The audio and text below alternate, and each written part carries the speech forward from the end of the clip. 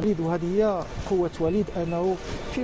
يعترف بأنه ارتكب بعض الأخطاء في بداية المشوار وكان لابد أن يصحح، واعترف بأنه الانتقادات الإيجابية استفاد منها وحولها إلى قوة، وهذا هو مهم وهذا المطلوب من المدرب، أنه يشير في بعض الأوقات أنه ينسى الانتقادات السلبية ويأخذ الانتقادات الإيجابية ويستغلها لكي يكون أكثر قوة. تكلمنا كثير على أن الثنائي مرابط والعناوي مش ممكن أن يلعبوا مع بعض، لأنه كان هناك تضارب في وسط الميدان، المساحات لم تكن صحيح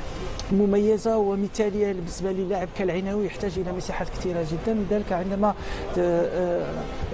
مع بعض الإصابات اللي كانت إصابات مهمة جدا، عندما يصاب لك أناحي واحد من أفضل اللاعبين لازم أنك تجد البديل، ووجد البديل في